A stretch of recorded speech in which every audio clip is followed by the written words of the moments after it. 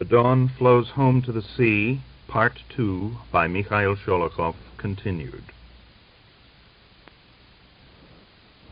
"How does your conscience let you come here, you shameless eyes?" she said. "And yet you dare to ask me that? You murderer!" "How am I a murderer?"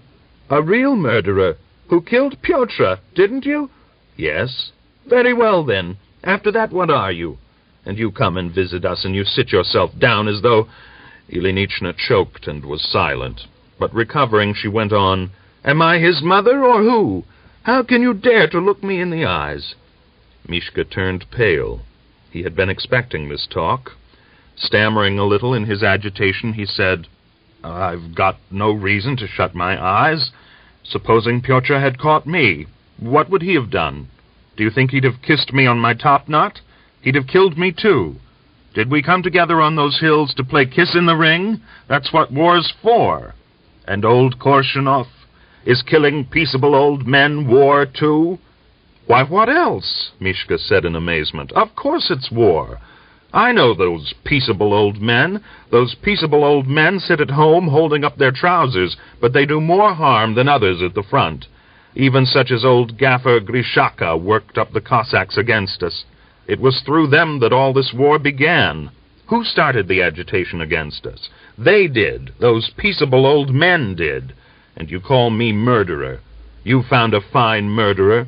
In the old days I couldn't even slaughter a lamb or a pig, and I know I couldn't even now. I can't lay my hand on such creatures. Other men can slaughter animals, but I stop my ears and get well away so as not to hear or see it. But cousin, you and your cousin," Mishka angrily interrupted. "We got as much good from him as milk from a goat. But he did a lot of harm. I told him to come out of the house, but he didn't. He just went and laid himself down there. I get angry with them, with such old devils. I can't kill an animal, or at any rate only in anger. But such, excuse my expression, filth as your cousin or similar serpents, I can kill as many as you like. I've got a steady hand for them, for such enemies who are of no use in this world." "You're all dried up with your hardness of heart," Ilinichna said venomously. "I suppose your conscience is troubling you."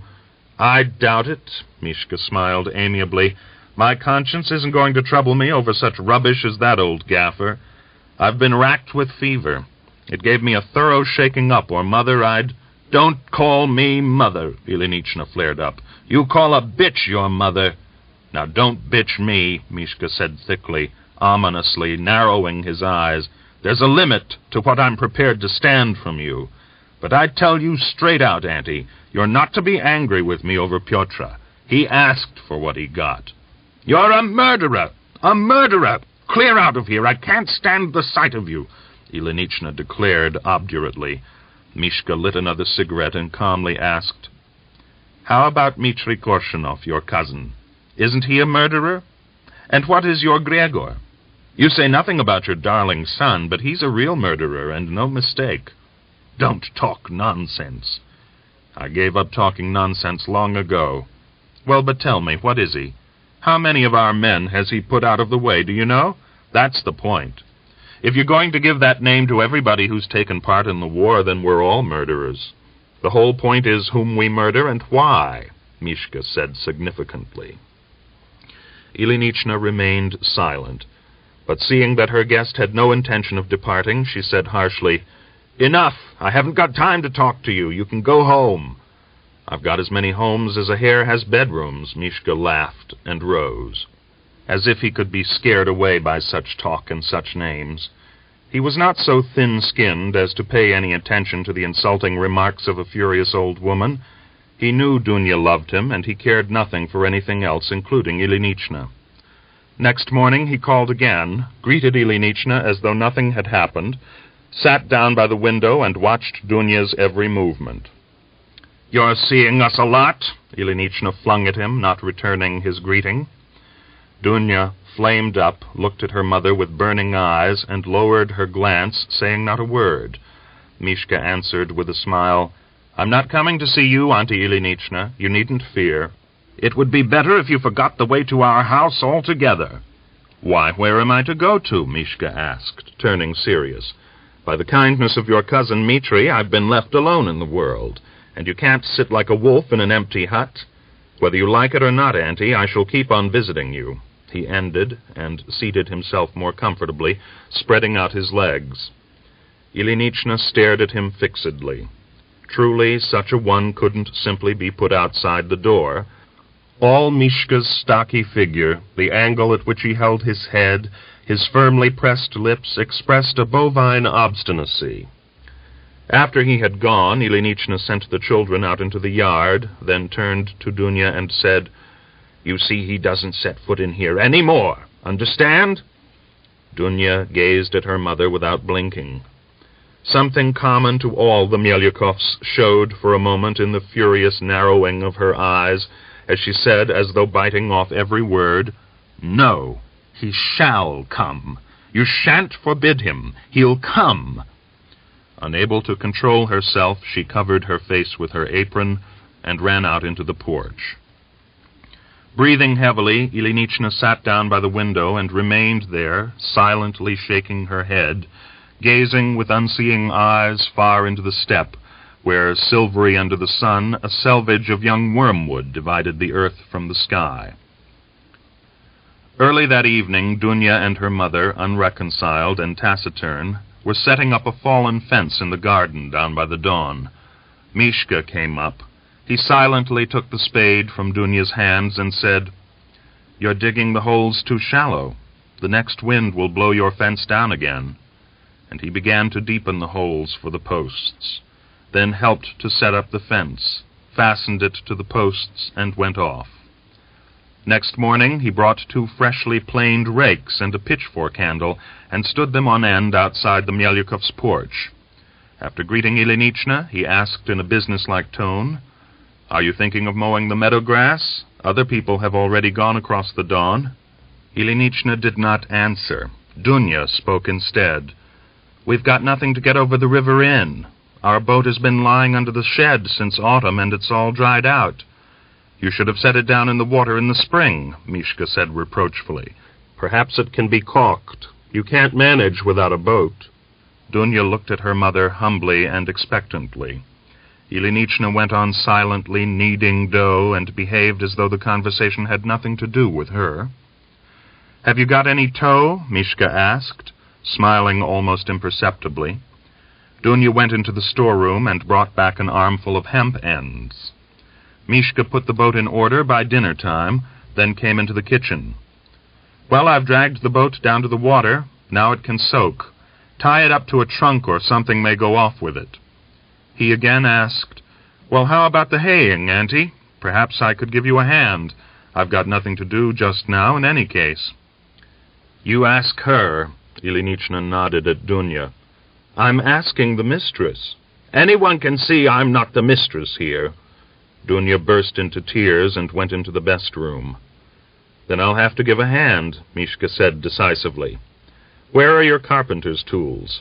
I'd like to make you a rake, for I don't suppose the old ones are much use." He went off under the shed and, whistling, began to sharpen the teeth of a rake. Little Mishatka danced around him, imploringly gazing into his eyes, and asked, "Uncle Mikhail, make me a small rake, for I've got nobody to make one for me. Granny doesn't know how to, and Auntie doesn't either. You're the only one who knows. You know very well how to make one." "I'll make you one, namesake. By God, I'll make you one. But stand back a bit, or a shaving may fly into your eye," Koshevoy told him, laughing and thinking in amazement, "Well, isn't he like, the little devil, the very image of his father? His eyes and his eyebrows, and the same way of turning back his upper lip. Now there's workmanship for you." He set to work to make a tiny toy rake, but he was unable to finish the job. His lips turned blue. An infuriated yet resigned expression appeared on his yellow face. He stopped whittling, lay down the knife, and wriggled his shoulders as though cold. "Mikhail Grigoritch, namesake, go and fetch me a piece of sacking or something, and I'll lie down," he asked Mishatka. "But what for?" the boy asked inquisitively. "I want to be ill." "What for?"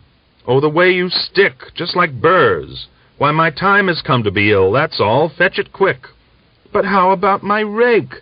I'll finish it later." A violent shiver racked Mishka's body, and his teeth chattered.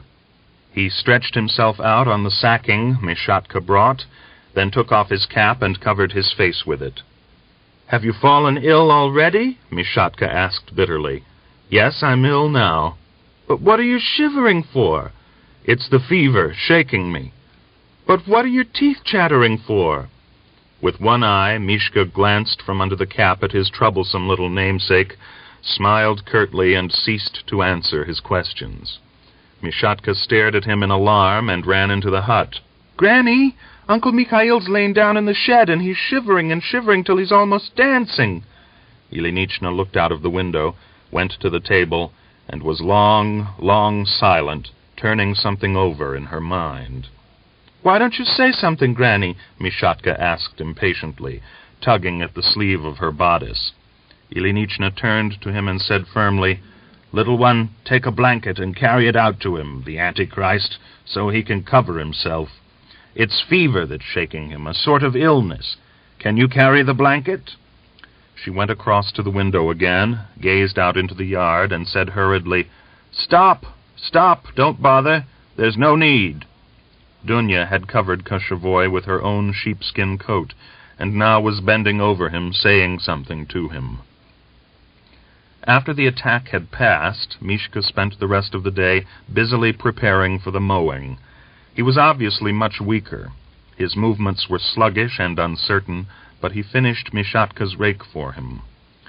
In the evening, Ilinichna prepared the supper, seated the children at the table, and without looking at Dunya told her, "Go and call that what's-his-name to supper." Mishka sat down at the table without crossing himself, his body huddled wearily. His yellow face, marked with dirty streaks of dried sweat, revealed his exhaustion. His hand trembled a little as he carried the spoon to his lips. He ate little and reluctantly, occasionally unconcernedly looking around him at the others. But Ilinichna was astonished to notice that the murderer's faded eyes grew warm and lit up whenever they rested on little Mishatka. Tiny sparks of admiration and pleasure momentarily flamed up in them and died away, and a hardly noticeable smile lurked at the corners of his lips. Then he shifted his gaze, and a numb indifference again lay like a shadow over his face. Ilinichna furtively began to watch Koshevoy. Only then did she realize how terribly thin he had become as the result of his illness. The arches of his collarbones showed prominently under his dusty gray tunic. His broad shoulders were hunched, and the bones almost protruded through the skin, while his hairy Adam's apple looked absurd on his childishly thin neck. The more Ilinichna observed the murderer's bowed figure and waxen face, the more she felt an acute discomfort, as though she were being torn in twain. Suddenly, an uninvited pity for this man whom she hated so much, that gripping motherly pity which subdues even strong women, awoke in Ilinichna's heart. Unable to master this new feeling, she pushed a plateful of milk across to Mishka and said, "Eat up, for God's sake. You're so thin that I feel sick to look at you. A fine bridegroom you'd make." The villagers began to talk about Koshevoy and Dunya. Happening to meet Dunya at the landing stage, one woman asked with an obvious sneer in her voice, "Have you taken on Mikhail as a laborer? He never seems to leave your yard." To all her daughter's persuasions, Ilinichna stubbornly replied, "You can ask as much as you like. I won't give you away to him. You'll never have my blessing." And only when Dunya announced that she would go off to live with Koshevoy and at once began to collect her finery, did Ilinichna change her decision. "Come to your senses," she exclaimed in alarm. "What shall I do alone with the children? Are we to perish?" "You know best, Mother, but I don't want to be the laughing-stock of the village," Dunya said quietly, continuing to throw her maiden finery out of the chest. Ilinichna stood silently working her lips, but at last, after a long silence, shifting her feet as though they were heavy, she went to the icon corner. "Well, so be it, daughter," she whispered, taking down the icon. "If that's what you're thinking, then God help you. Come here." With alacrity, Dunya dropped to her knees. Ilinichna blessed her, and added in a quivering voice, "My dead mother blessed me with this icon. Oh, your father ought to see you now. Do you remember what he said about your groom? God knows how hard it is for me." Silently turning away, she went out into the porch. No matter how hard Mishka tried, no matter how much he pleaded with Dunya to forego a church marriage, the stubborn girl would not change her mind. So grinding his teeth, Mishka had to agree. Mentally cursing everything in the world, he made ready for the ceremony as though preparing for execution. Father Vissarion made them man and wife surreptitiously in the empty church at night. After the ceremony, he congratulated the youthful couple and said in an edifying tone, "Well, young Soviet comrade, you see how life has its turns? Last year you set fire to my house with your own hand, delivered it over to the burning, so to speak, and today I've had the pleasure of officiating at your marriage. As the proverb says, don't spit into the well, you may need to drink from it. But all the same, I'm glad, heartily glad, that you've come round and found your way to Christ's church." That was the last straw for Mishka.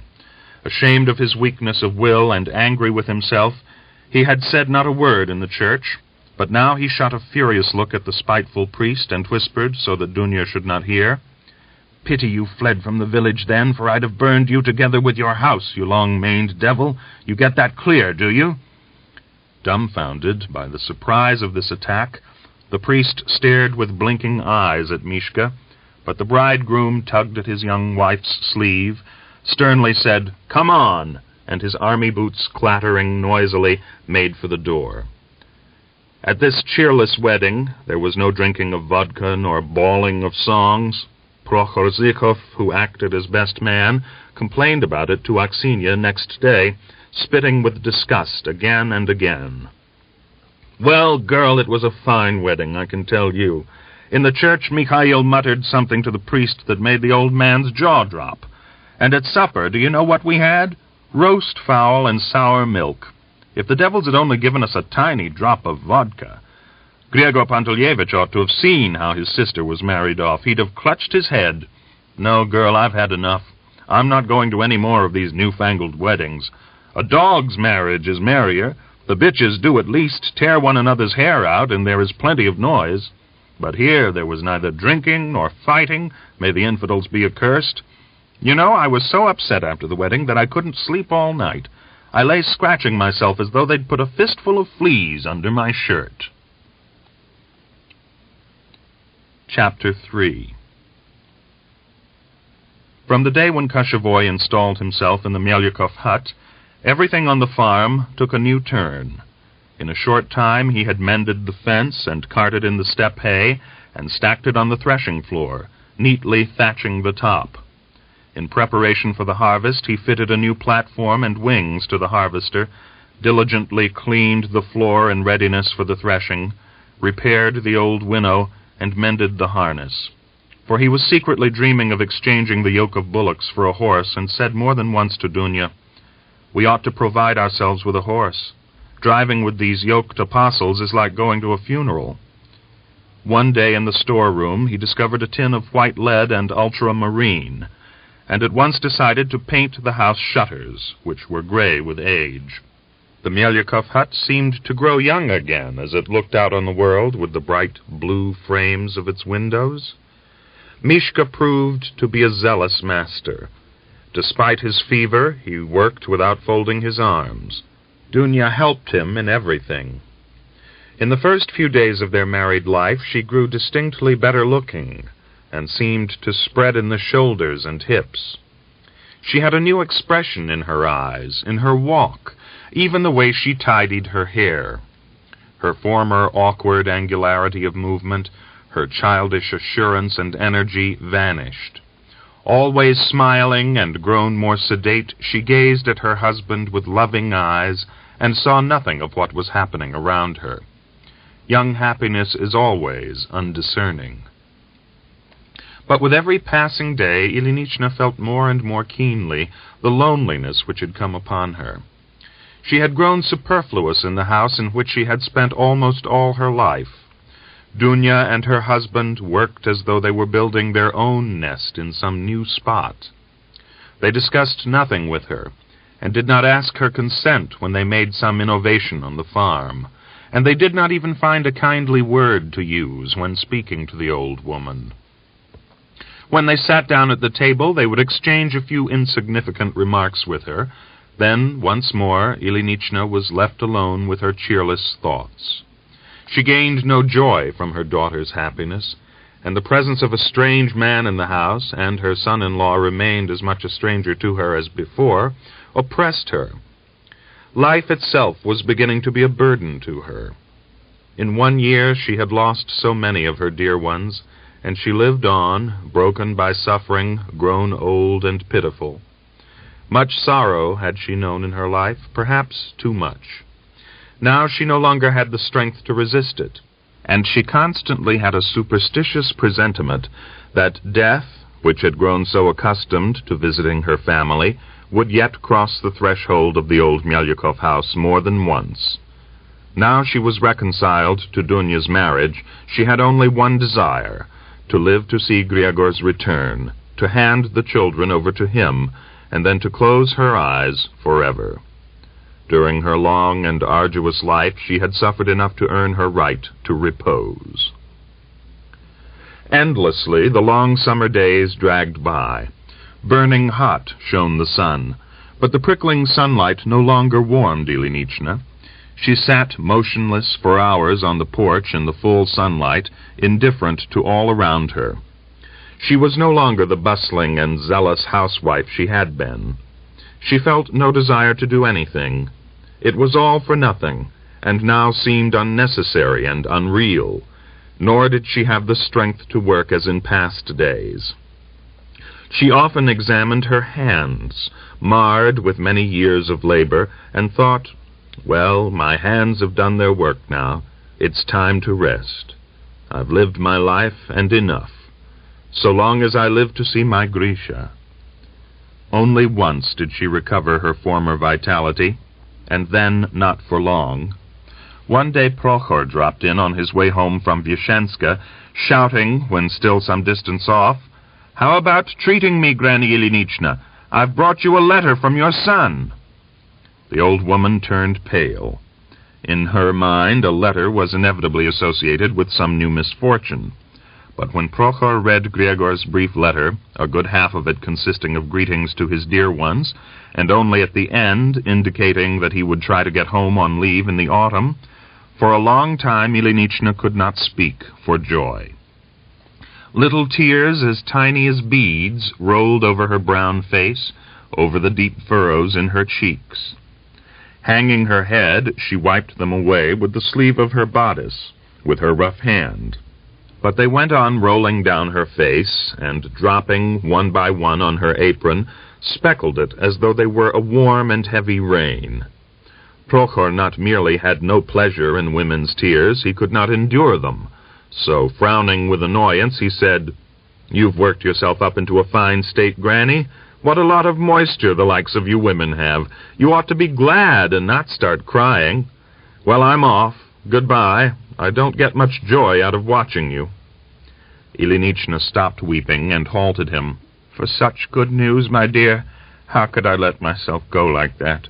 Wait a bit, and I'll treat you," she muttered incoherently, taking out a bottle she had kept for many a day in the chest.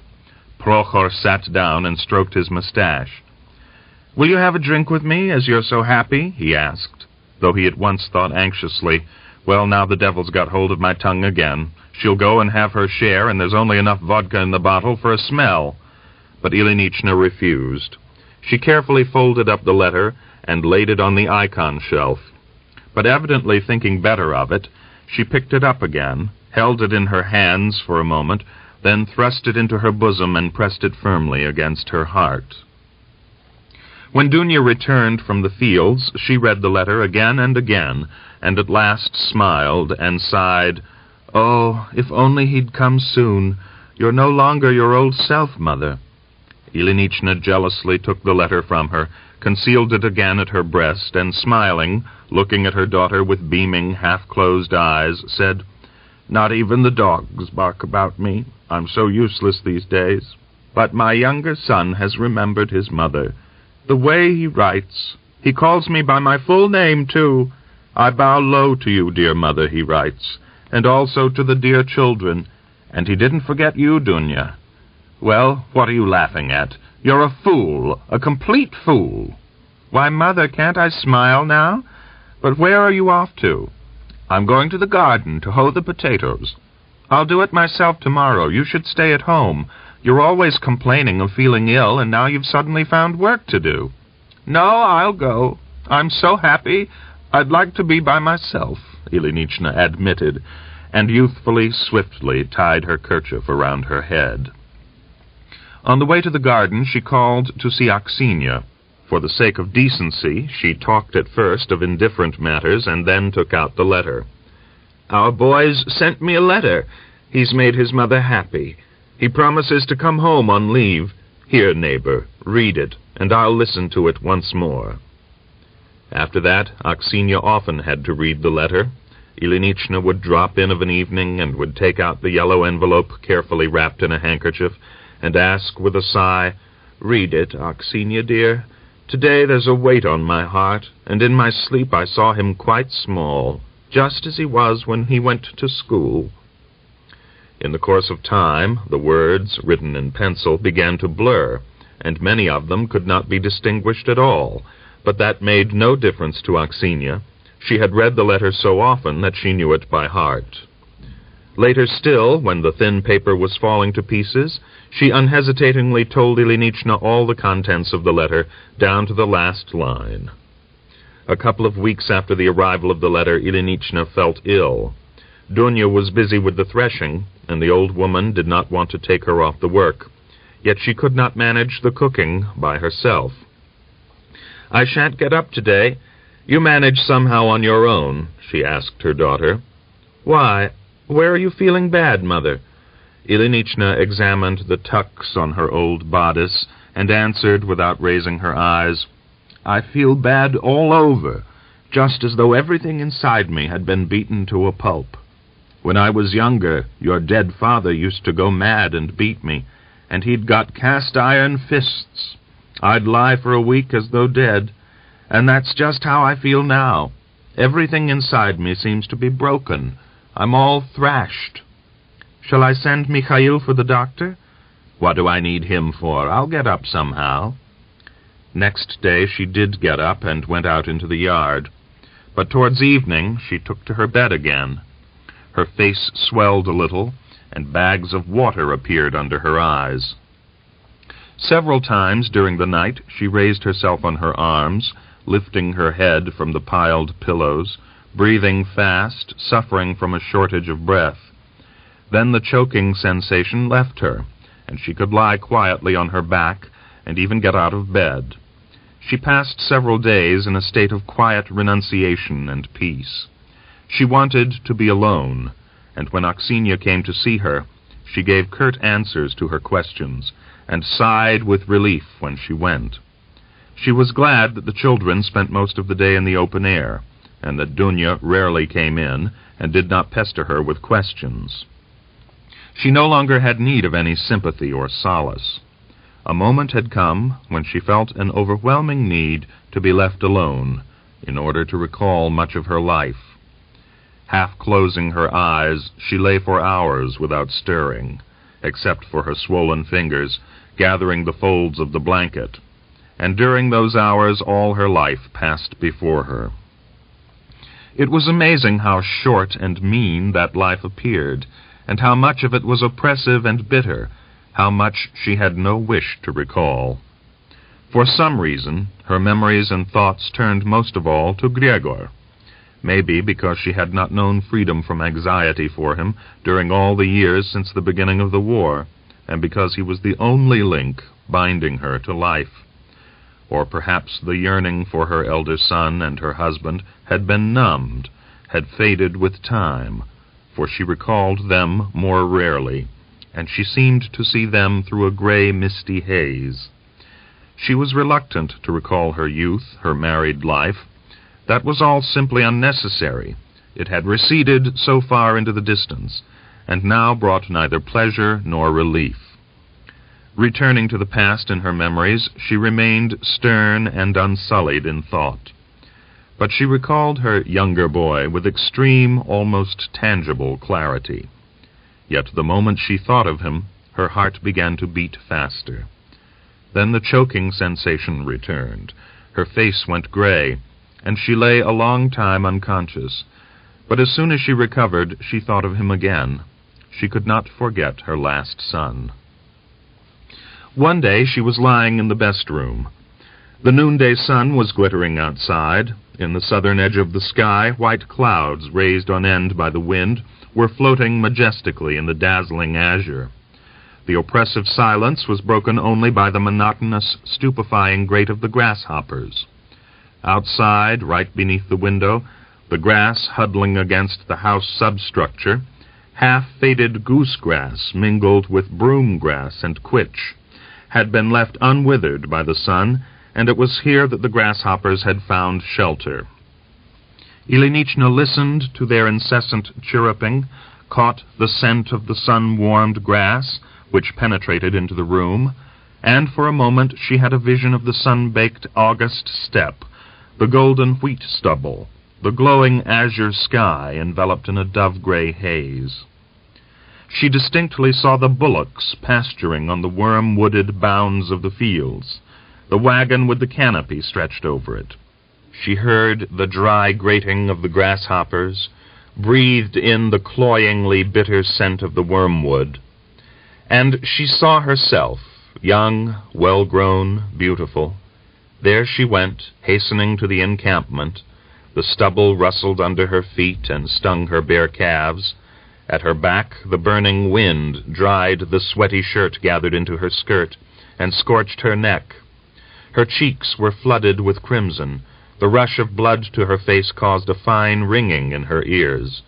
With one bent arm she restrained her heavy, straining, milk-filled breasts, and hearing a childish, sobbing cry, quickened her steps, unbuttoning the neck of her shirt as she went.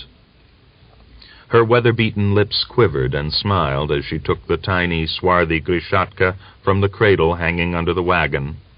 Holding the sweaty string of her cross away from her neck with her teeth, she hurriedly gave him the breast, whispering through her clenched teeth, "My darling, my little son, my beautiful one, your mother's famished you with hunger." Still sobbing offendedly, the little Grishka sucked and bit painfully at the teat with his tiny gums. And beside her stood his young, black-mustached father, whetting a scythe. From under her drooping lashes she saw his smile and the bluish whites of his twinkling eyes. The heat made it difficult for her to breathe. The sweat streamed from her brow and tickled her cheeks, and the light faded before her eyes. She aroused herself from the dream, passed her hand over her tear-stained face, and then lay still a long time, tormented with a cruel attack of choking, occasionally sinking into a coma.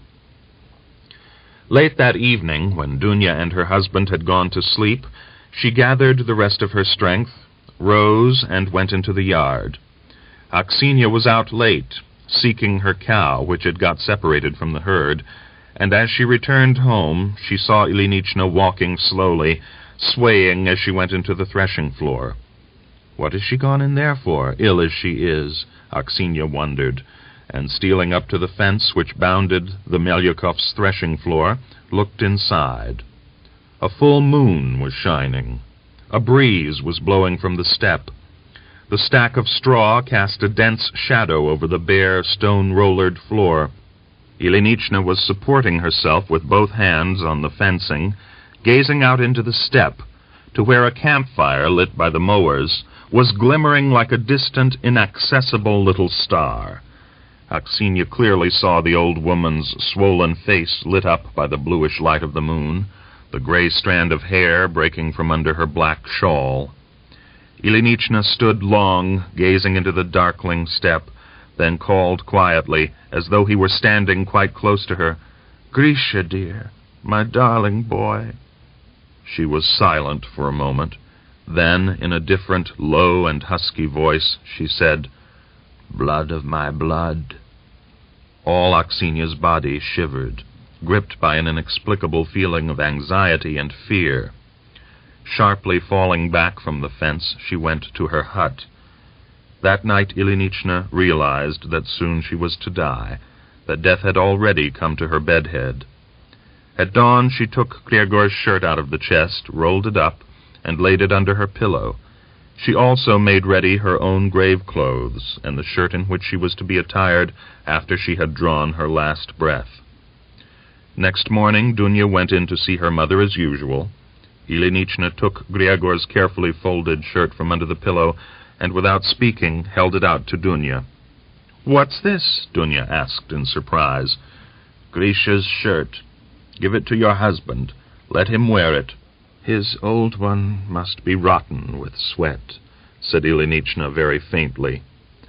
Dunya noticed her mother's black skirt, shirt, and fabric slippers lying on the bench, the clothes in which the body is attired when it is sent forth on its long journey, saw them, and paled. "What have you been getting those things ready for, Mother? Take them away, for Christ's sake! God, but it's early for you to think of death!"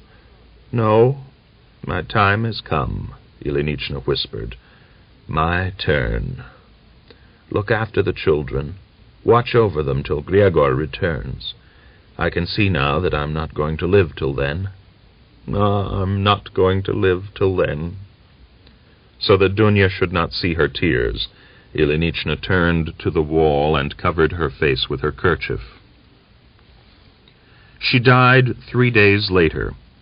Other women of her own age washed her body, attired her in her burial clothes, and laid her out on the table in the best room. In the evening, Aksinia came to say farewell to the dead. She had difficulty in recognizing the features of the former proud and great-hearted Ilinichna in the stern and beautiful face of this little old woman. As she touched the cold yellow brow with her lips, Aksinia noticed the familiar insubmissive strand of gray hair breaking from under the white kerchief, and the tiny round shell of the ear, just like a young woman's. With Dunya's consent, Aksinia took the children to her hut. They were speechless and frightened by this new death. She fed them and took them to bed with her. She had a queer feeling as she embraced these children of the man she loved, the little bodies huddling quietly one on each side of her. Softly she began to tell them fairy tales remembered from her own childhood, in order to distract them a little, to take their thoughts off their dead grandmother. Quietly, in a sing-song voice, she told them the story of the poor orphan Vanyushka. "Swan geese, carry me on your wings so white, carry me far to my native, to my own dear land." Before she had finished the story, she heard the children breathing regularly and evenly. Mishatka was lying on the outside, his face pressed hard against her shoulder. With a movement of this shoulder, Aksinia made his back-flung little head more comfortable, and suddenly felt such a pitiless, rending yearning in her heart that a spasm clutched her throat. She broke into a violent and bitter weeping, shuddering with the sobs which racked her. But she could not even wipe away her tears. Gregor's children were sleeping in her arms, and she did not want to awaken them. Chapter 4.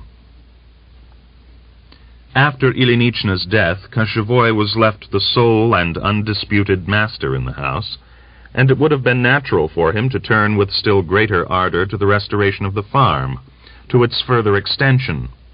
But actually this was far from the case. With every day, Mishka worked more and more reluctantly.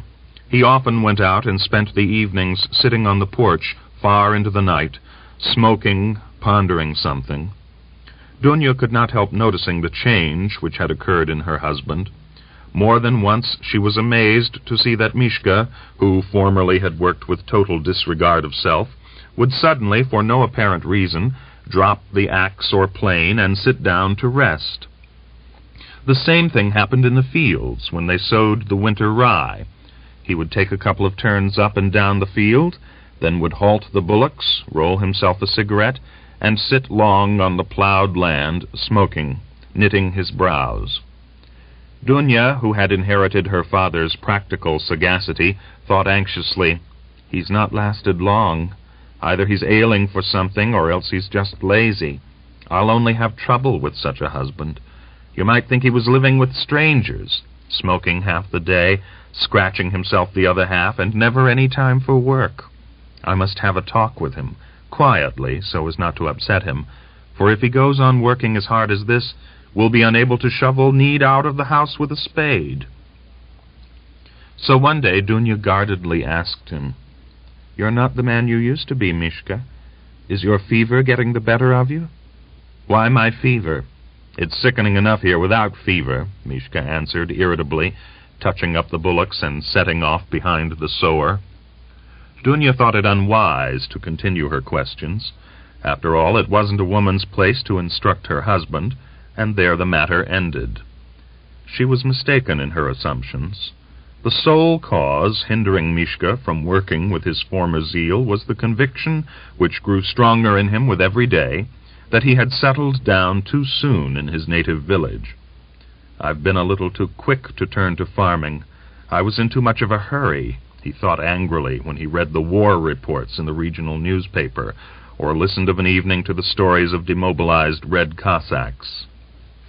But he was especially disturbed by the attitude of the villagers. Certain of them were openly saying that the Soviet government would be ended by winter, that Wrangel had advanced from Taurida, and that together with Makhno was already close to Rostov, that the Allies had landed a great expeditionary force in Novorossiysk. Rumors, each more stupid than its predecessor, spread through the village. The Cossacks who had returned from concentration camps or the mines, who had managed to grow fat on their household victuals during the summer, kept themselves to themselves, drank homemade vodka of nights, had their own talks, and when they met Mishka, asked with feigned unconcern, "You read the papers, Koshevoy? Tell us all about Wrangel. Will they put an end to him soon? And is it true or only talk that the Allies are pressing us hard again?" Late one Sunday afternoon, Prokhor Zhikhov dropped in. Mishka had only just returned from the fields, and was washing himself, standing close to the porch. Dunya was pouring water out of a pitcher into his hands, gazing with a smile on her lips at her husband's thin, sunburnt neck. Prokhor greeted them and seated himself on the bottom step of the porch before asking, "I suppose you haven't had any news of Griegor Pantelyevich?" "No," Dunya answered. "He hasn't written." "Why are you so anxious about him?" Mishka wiped his face and hands and looked without a smile into Prokhor's eyes. Prokhor sighed and arranged the empty sleeve of his shirt. "Of course I am. We served all our service together." "And you're thinking of doing some more now, are you?" "More what?" "Why, service. My days of service with him are over." "But I thought you might be waiting for him and living to serve again," Mishka went on, still without a smile.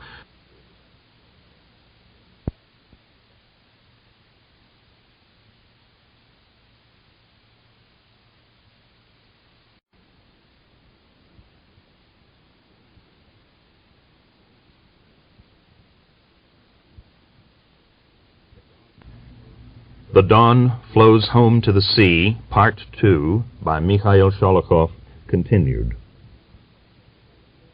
"But I thought you might be waiting for him and living to serve again," Mishka went on, still without a smile, "to fight again against the Soviet government." "Well, now you're talking nonsense, Mikhail," Prokhor said in an offended tone. "Why am I? I hear of all kinds of little talks that are going on in the village. Have you heard me talking like that? Where have you heard them? Not you, but people like you and Griegor, who are all waiting for their people.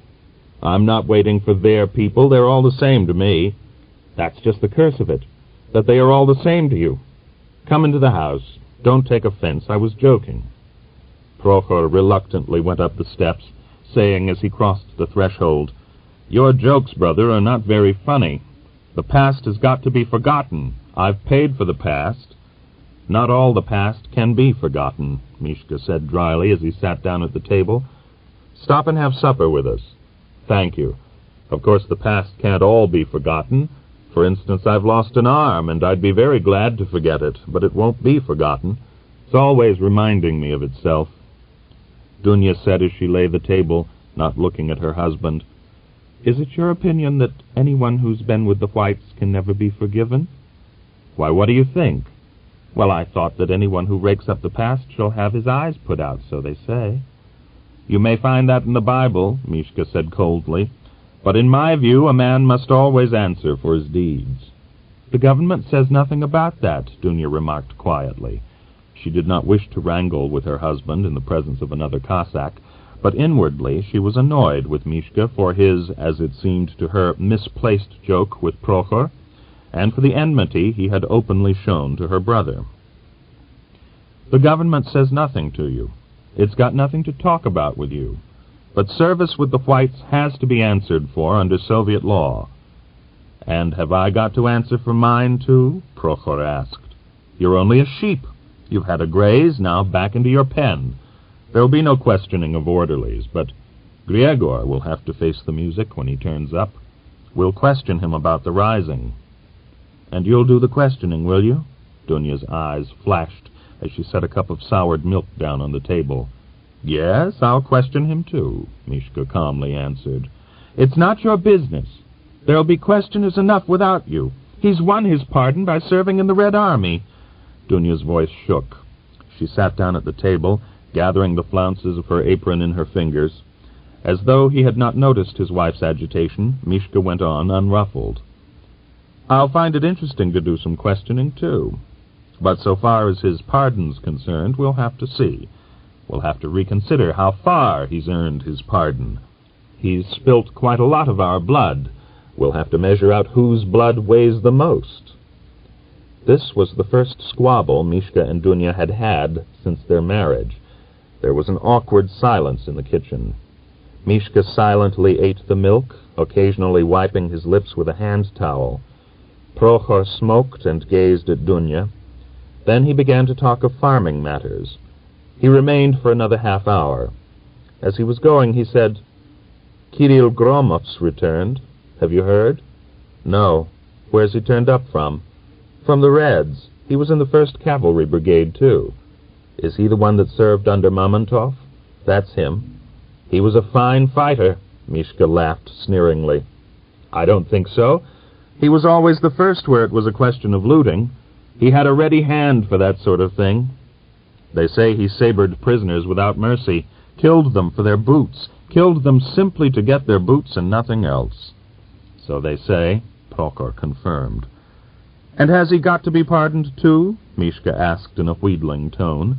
"God forgave his enemies and commanded us to do the same, or what?" "That's not easy to answer. But what can you do with him?" "Well, Mishka screwed up his eyes. "I'd give him such a time that he'd give up the ghost. And he won't escape it, either. There's the Don Cheka at Vyeshenska. They'll put their loving arms around him." Prokhor smiled and said, "It's a true saying that only the grave can straighten the hunchback. He's come back with loot even from the Red Army. His wife was boasting to mine that he'd brought her home a woman's coat. I don't know how many dresses and other things, too. He was in Maslak's brigade and made his way home from there. He must have deserted, I think. He's brought his weapons back with him." "What weapons?" Mishka asked. "You know what, a carbine and a pistol and possibly other stuff." "Has he been to the Soviet to register, do you know?" Prokhor roared with laughter and waved his hand. "You couldn't drag him there by a rope. I can't help thinking he's on the run. If not today, then tomorrow he'll be slipping away from home. Now Kirill, by all the signs, is thinking of doing some more fighting. But you're wrong in picking on me. No, brother, I've done my fighting. I'm fed up to the back teeth with that form of amusement." Prokhor left soon afterwards.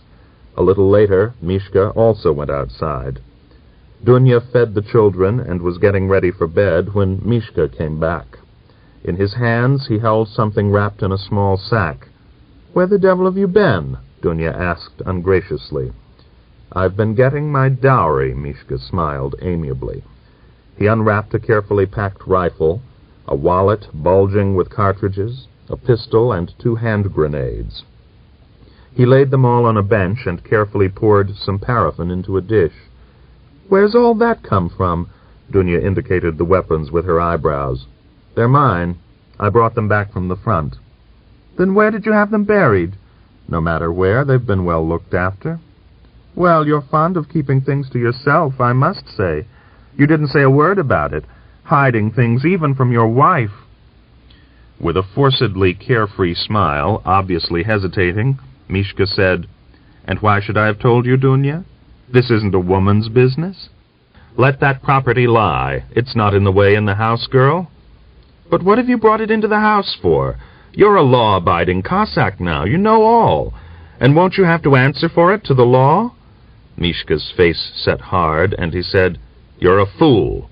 When Kirill Gromov brings back weapons, that's a danger to the Soviet regime. And when I bring them back, it'll only be to gain the Soviet regime. Do you understand? Who will I have to answer to? You're babbling God knows what. Go to bed and sleep." He had made what, in his opinion, was the only sound deduction.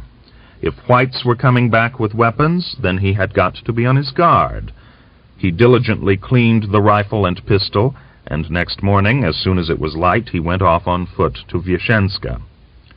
As Dunya put victuals into his haversack, she exclaimed bitterly and angrily, "You're always keeping something from me. Do at least say how long you're going for and why you're going. What the devil do you call this life? He just gets ready to go, and you can't get a word out of him. Are you my husband or a button on my shirt?" "I'm going to Vyeshenska, to the military commission. What else do you want me to tell you? You'll know everything when I return." Holding his haversack against his side, Mishka dropped down to the Don, got into the boat, and swiftly rowed across to the farther bank. At Vyeshenska, after a medical examination, the doctor curtly told Mishka, "My dear comrade, you're no good for service in the ranks of the Red Army. Malaria's made rather a bad mess of you. You'd better take a course of treatment or you'll get worse. The Red Army doesn't need such as you." "Then what sort does it need? I've served 2 years, but now I'm no longer necessary, am I? What we need first and foremost is men in good health. You get well, and then you'll do. Take this prescription. You'll get quinine at the chemist's." "Yes, I see now." Koshevoy drew on his shirt, as though putting a collar on a restive horse. He seemed unable to get his head through the opening. He buttoned up his trousers in the street and made straight for the party regional committee. He returned to Tatarsk as chairman of the village revolutionary committee. Hurriedly greeting his wife, he said, "Well, now we'll see." "What do you mean by that?" Dunya asked in amazement. "Just the same as before." "And what was that?" "I've been appointed chairman. Understand?" Dunya clapped her hands in her vexation. She was about to make some remark, but Mishka did not stop to listen to her. Standing before the mirror, he adjusted the strap on his faded khaki tunic and strode off to the Soviet. Old Mikhail had been appointed chairman of the Revolutionary Committee in the winter and had held the office ever since. A little blind and deaf, he was overborne by his responsibilities and was delighted when Koshevoy told him he was to be relieved. "Here are the papers, my eagle. Here's the village stamp. Take them, for Christ's sake," he said with unfeigned pleasure, crossing himself and rubbing his hands. "I'm in my 70s now, and never in all my life have I held any office, but it fell to me in my declining years. It's just the right sort of work for a young man like you, but what use am I? I can't see properly, and I can't hear properly. It's time I was saying my prayers, but they went and appointed me chairman." Mishka hurriedly scanned the instructions and orders sent by the District Revolutionary Committee and asked, "Where's the secretary?" "Eh? Damn it, I said, where's the secretary?" "The secretary? He's sowing rye. He only comes here once a week, may he be struck by lightning. Sometimes a paper comes from the district and it's got to be read, but you couldn't find him with bloodhounds. And so an important paper has to lie for several days unread, for I'm bad at my letters, very bad. I can only just manage to sign my name, and I can't read at all. All I can do is use the stamp." Raising his eyebrows, Koshevoy examined the scratched and dingy walls of the Revolutionary Committee's room, which was decorated with a single old and fly-blown placard. Old Mikhail was so delighted at his unexpected dismissal that he even ventured to jest. As he handed Koshevoy the stamp, wrapped in a piece of rag, he said, "That's the entire village property. There's no money to be handed over, and under the Soviet regime, the ataman's insignia aren't regarded with favor. If you like, I can give you my old stick." Smiling a toothless smile, he held out his ash stick, its handle well polished by much use. But Koshevoy did not feel in the mood for joking. Once more he looked around the miserable, neglected room, frowned, and said with a sigh, "We'll reckon that I've taken everything over from you, Daddy. Now hop off out of here to the devil." With his eyes he expressively indicated the door. Then he seated himself at the table, sprawling his elbows, and sat there long, alone, gritting his teeth, thrusting out his lower jaw. My God, what a son of a bitch he had been all these past days, while he had been rummaging about in the earth, not raising his head or listening properly to all that was going on around him. Annoyed beyond words with himself and everything else, he rose from the table, arranged his tunic, and said through set teeth, gazing into the distance, "My boys, I'll show you what the Soviet government is." He shut the door, fastening it by the chain, and strode homeward across the square. Close to the church he met the youngster Obnizov, nodded to him carelessly, walked past, and suddenly struck by an idea, turned and shouted, "Hey, Andrushka, wait a bit here. I want you." The fair-haired, bashful lad came back without speaking. Mishka held out his hand to him as though he were a man and asked, "Where were you off to, the other end of the village? So you're out for a stroll, are you? This is what I wanted to ask you. You went to the advanced elementary school, didn't you? You did? That's good. Do you know anything about office work?" "What sort of office work?" "Oh, just the ordinary sort, you know, the incomings and outgoings, that sort of thing." "What are you getting at, Comrade Koshevoy?" "Why, the papers you get in an office. Do you know anything about them? You know, there are papers which have to be sent out, and there are other sorts, too." Mishka wriggled his fingers vaguely, and without waiting for an answer said firmly, "If you don't know, you can soon learn. I'm chairman of the Village Revolutionary Committee now, and as you're an educated lad, I appoint you the secretary. Go to the Revolutionary Committee house and watch over things there. You'll find them all lying on the table, and I'll be back soon. Understand?" "Comrade Koshevoy!" Mishka waved his hand and said impatiently, "We can talk it all over later. You go and take up your duties." Slowly, with a measured stride, he went along the street. At home he put on new trousers, thrust his pistol into his pocket, and spent some time arranging his cap before the mirror. "I'm just going somewhere on business," he remarked to Dunya. "If anyone asks where the chairman is, tell them I'll soon be back." The position of chairman made certain things obligatory. Mishka walked slowly and importantly. His gait was so unusual for him that some of the villagers halted and gazed after him with smiles on their faces. Prokhor Zhikov, who met him in the street, fell back to the fence with an air of respect and asked, "But what's all this for, Mikhail? All dressed up in your best on a work day and marching along as though on parade? You aren't going to get married again, are you?" "Something of the sort," Mishka replied, pressing his lips together meaningly. Outside Gromov's gate, he thrust his hand into his pocket for his pouch and gave a keen glance around the spacious yard, the buildings scattered about it, and the windows of the hut. Kirill Gromov's mother happened to be coming out of the porch with a dish of pumpkin cut into small pieces for cattle food.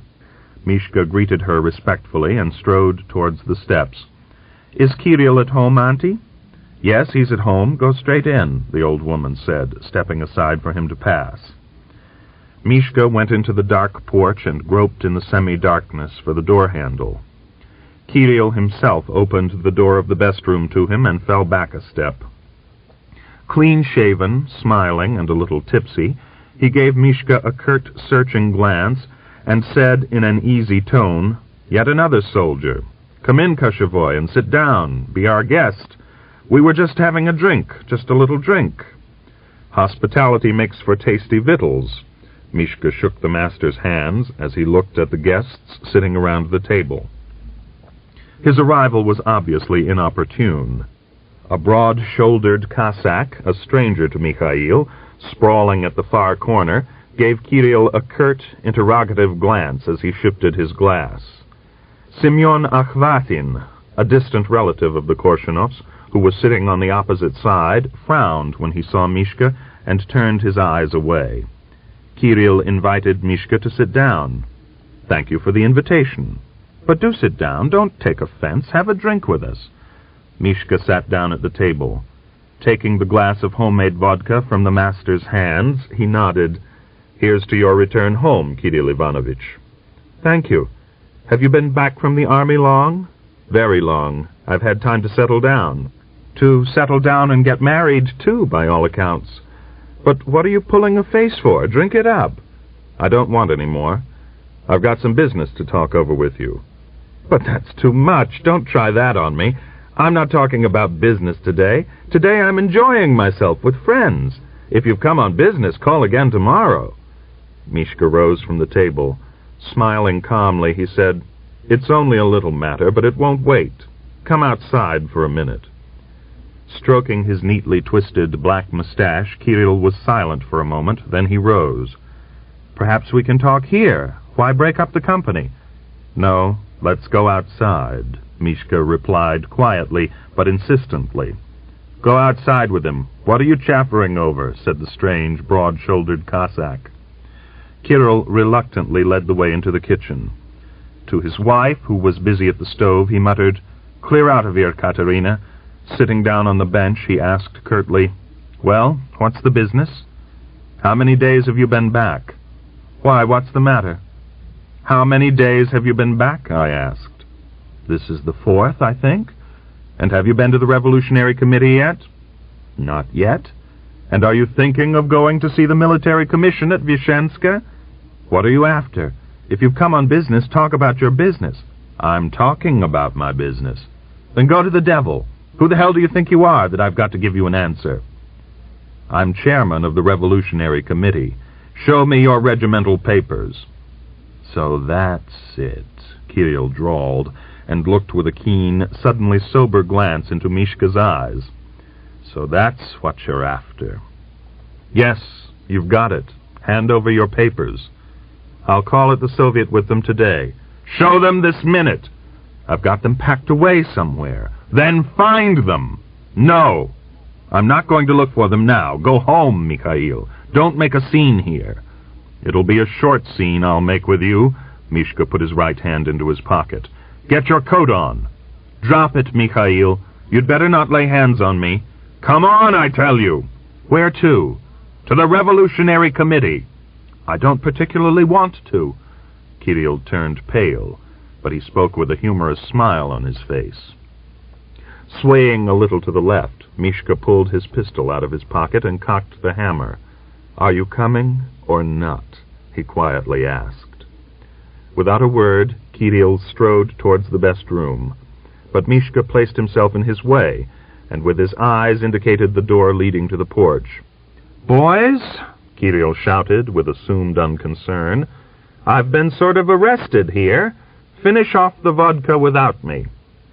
The door of the best room was flung wide open, and Akhvatin started to cross the threshold, but seeing the pistol pointed at him, he hurriedly fell back behind the doorpost. "Come on," Mishka ordered Kirill. With an affectedly jaunty stride, Kirill went towards the door, lazily took hold of the latch, and suddenly clearing the porch with one bound, furiously slammed the outer door and leaped down the steps. As, bent double, he ran across the yard towards the orchard, Mishka fired at him twice without hitting him. Standing with his feet wide apart, laying the barrel of his pistol across the elbow of his crooked left arm, Koshevoy took deliberate aim. At the third shot, Kirill seemed to stumble, but, recovering, he sprang lightly over the fence. Mishka ran down from the porch. The dry crack of a rifle shot sounded from the house behind him. In front there was a thud as the bullet picked out the clay in the whitewashed wall of a shed and sent gray fragments of stone scattering over the ground. Kirill ran swiftly and easily. His stooping figure flashed among the green foliage of the apple trees. Mishka leaped the fence, but fell, and as he lay, fired twice more at the fugitive, then turned to face the house. The outside door was wide open. Kirill's mother was standing on the steps, her palm arched over her eyes, gazing into the orchard. I should have shot him on the spot without stopping to talk, Mishka thought numbly. He lay for several minutes under the fence, gazing at the house, and with a measured, mechanical movement, cleaned off the mud sticking to his knees. Then he rose, climbed heavily across the fence, and holding the pistol with its barrel pointed downward, went back to the house. Chapter 5. In addition to Gromov, Akhvatin and the strange Cossack whom Mishka had seen in the Gromov's room also vanished. During the night, 2 other Cossacks disappeared from the village. A small detachment of the Don Cheka arrived at Tatarsk from Vyeshenska. They arrested certain of the Cossacks and sent 4 who had come home without documents from their regiments to the penal regiment at Vyeshenska. Koshevoy spent all his days sitting in the Revolutionary Committee room, returning home at dusk. He always put his loaded rifle by the bed, thrust his pistol under the pillow, and lay down to sleep without undressing. The 3rd day after the incident with Kirill, he said to Dunya, "Let's sleep in the porch." "What on earth for?" Dunya asked in amazement. "They might fire through the window. The bed's close to the window." Without a word, Dunya shifted the bed into the porch, but that evening she asked, "Well, and how long are we going to go on living like hunted hares? The winter's coming on, and are we to roost in the porch then?" "The winter's a long way off yet, but meantime that's how we've got to live." "And how long will this meantime last?" "Until I've caught Kirill." "Do you think he's going to put his head into your hands?" "He will someday," Mishka answered confidently. But he was wrong. Kirill Gromov and his friends had hidden somewhere on the farther side of the Don. Hearing that the white commander Makhno was getting near the district, they made their way back to the other bank and went off to the village of Krasnokutsk, where, so rumor said, the advance detachment of Makhno's band had already appeared. Kirill spent the night in Tatarsk, and chancing to meet Prokhor Zhykov in the street, told him to inform Koshevoy that Gromov sent his respectful greetings, and asked Mishka to expect a return visit before long. Next morning, Prokhor told Mishka of his meeting and talk with Kirill. "All right, let him turn up. He's got away once, but he won't a second time. He's taught me how to treat the likes of him, and I thank him for the lesson," Mishka said when Prokhor had finished. Makhno and his band had in fact arrived on the confines of the Upper Don region. In a short fight close to Konkov, he smashed an infantry battalion sent from Vyeshenska to meet him. However, he did not advance towards the regional center, but made in the direction of Milyarova station, crossed the railway to the north of it, and retreated towards Starobielsk. The most active of the White Guard elements among the Cossacks went off to join him, but the majority remained at home, waiting to see what happened. Koshevoy went on living with ears pricked up, closely watching all that went on in the village. But life in Tatarsk was not particularly cheerful. The Cossacks ardently cursed the Soviet regime for all the shortages which they were having to experience. There was almost nothing in the tiny shop which the local cooperative society had recently opened. Soap, sugar, salt, paraffin, matches, tobacco, axle grease, all of these articles of prime importance were lacking, and the bare shelves exhibited expensive packets of cigarettes and bits of ironware which went unsold for months on end. In place of paraffin, the villagers used melted butter and fat in saucers. Manufactured tobacco was replaced by home-grown or self-sown tobacco. In the absence of matches, flints and lighters roughly made by the smiths came into general use. Tinder was boiled in a solution of sunflower ash and water to make it catch a light more quickly. But even so, it was difficult to obtain a light. More than once, returning home of an evening from the Revolutionary Committee, Mishka saw smokers gathered in a circle at a corner, engaged in vigorously striking sparks from flints, cursing under their breath, "Soviet government, give us a light." At last one of them would get a spark to fall on the dry tinder. It flared up, and they all blew violently on the feeble flame. After lighting their cigarettes, they silently squatted down on their heels, exchanging the news. Nor was there any paper with which to make cigarettes. All the registers were carried off from the church vestry, and when the Cossacks had smoked them, everything in the huts themselves was used for making cigarettes, including children's old school books, and even the older people's religious books. Prokhor Zhukov, who was a frequent visitor to the Melyukov yard, obtained all the paper he could from Mikhail, and said mournfully, "The lid of my wife's family chest was pasted all over with old newspapers. I tore them off and smoked them. We had a New Testament, a religious book like that, but I've smoked it too, and I've smoked the Old Testament. The holy saints didn't write enough of these testaments. My wife had kept a family record. She'd got all our relations, alive and dead, written down in it. I smoked that book too. And now what? Have I got to smoke cabbage leaves or use burdocks for paper? No, Mikhail, say what you like, but give us a newspaper. I can't live without a smoke. When I was at the German front, I swapped my ration of bread more than once for an ounce of tobacco." Far from cheerful was life in Tatarsk that autumn. The ungreased wheels of the wagons squeaked as they rolled along. The leather harness and footwear dried and cracked for lack of grease, but most keenly felt of all was the lack of salt. That accursed salt caused much bitterness to Mikhail. One day a group of the old men came to the Soviet. They sedately greeted the chairman, took off their caps, and seated themselves on the benches. "There's no salt in the village, Mr. Chairman," said one of them. "There are no misters now," Mishka corrected him. "Please excuse me. I always say it out of habit. We can live without the misters, but we can't without salt." "Well, what is it you want, elders?" "Chairman, you must do something to get salt brought to the village. It can't be carted all the way from Manich with bullocks." "I've reported on the matter to the region. They know all about it. They ought to be sending some soon." "While the sun's rising, the dew rots the seeds," said one of the old men, staring down at the floor. Mishka flared up and rose from the table. Livid with anger, he turned out his pockets.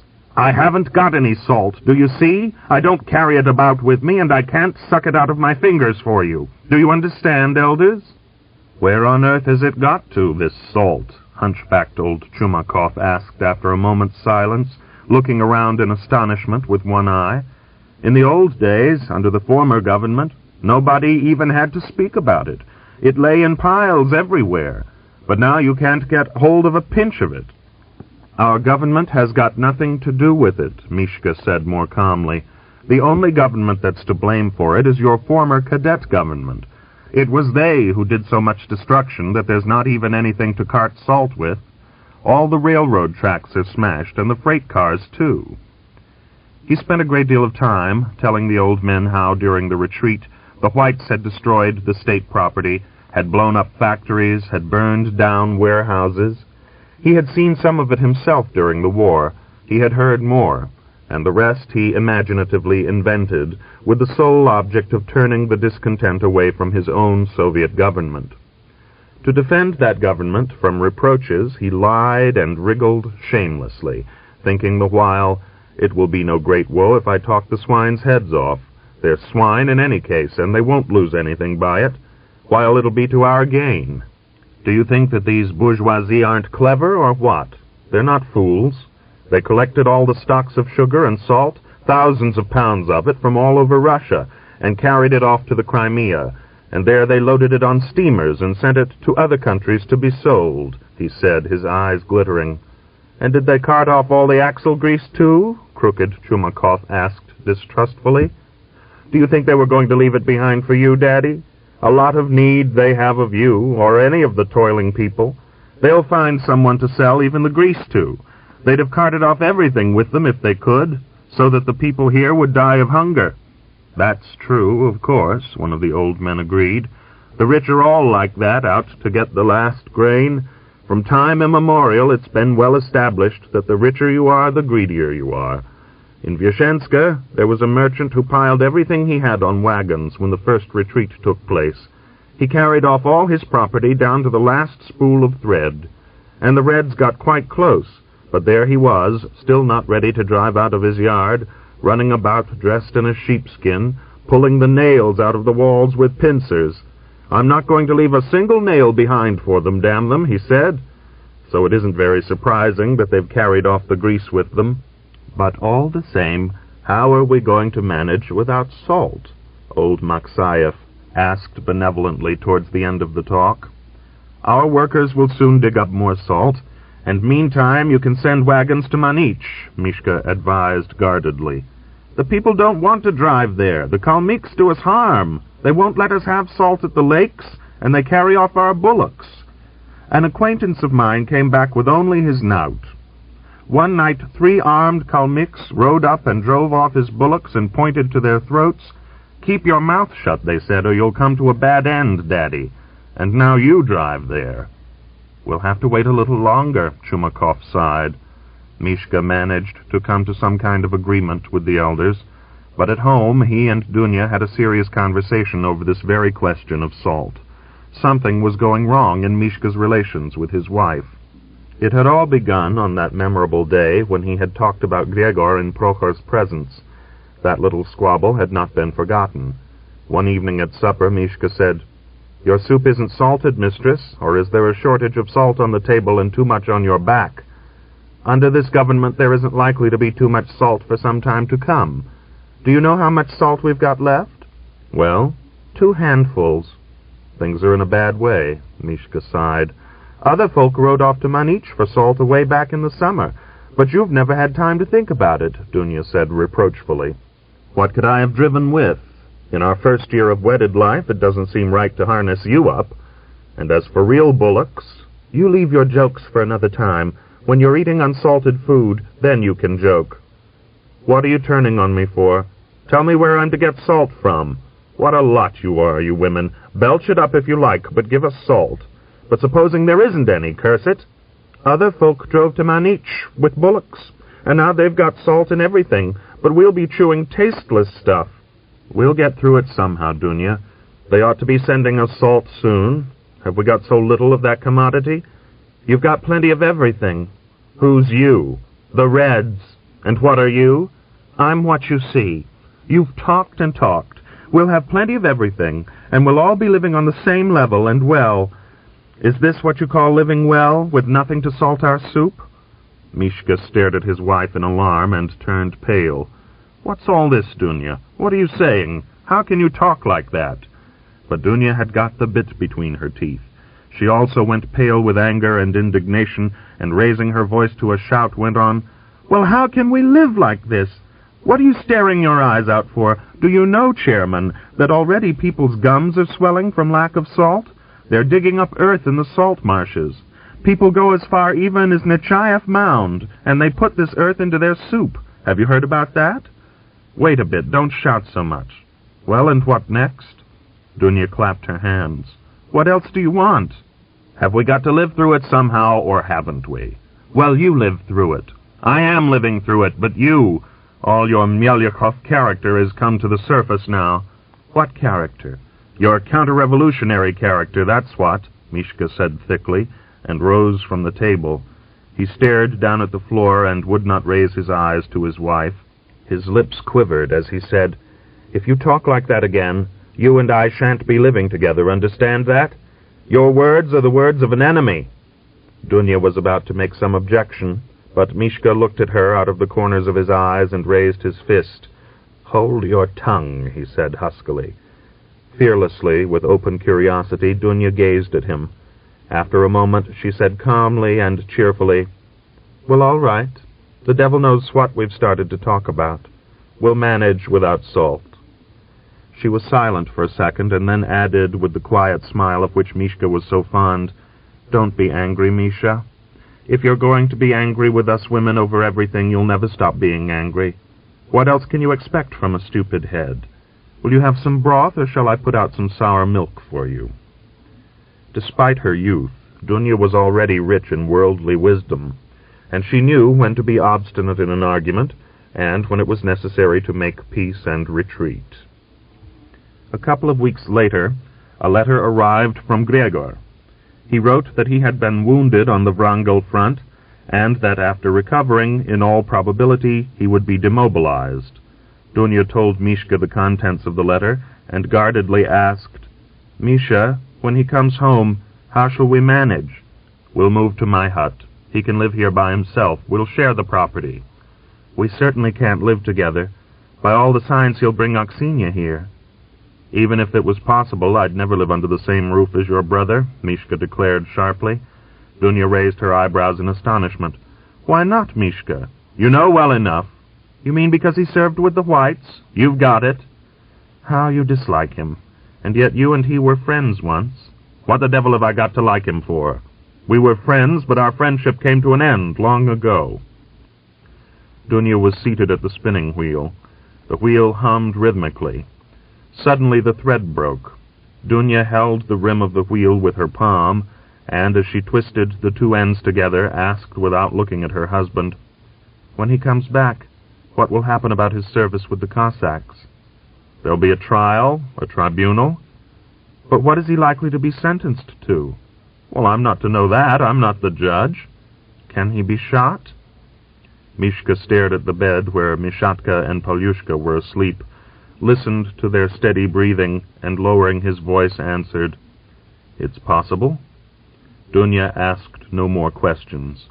Next morning, after milking the cow, she went to see Aksenya. "Grisha will be back soon, so I dropped in to cheer you with the news," she said. Aksenya silently set an iron pot of water on the coals and pressed her hands to her breast.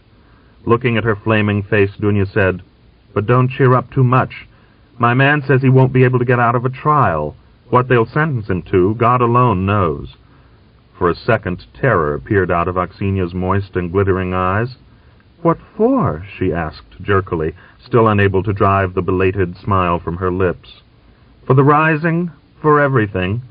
"Nonsense, they won't try him. Your Mikhail knows nothing about it. A fine know-all he is." "Perhaps they won't." Dunya was silent, then said, suppressing a sigh, "He's wild with my brother, and it weighs so heavily on my heart I can't tell you how much. I'm terribly sorry for Gregor. He's been wounded again. His life's all out of joint, somehow." "So long as he comes back.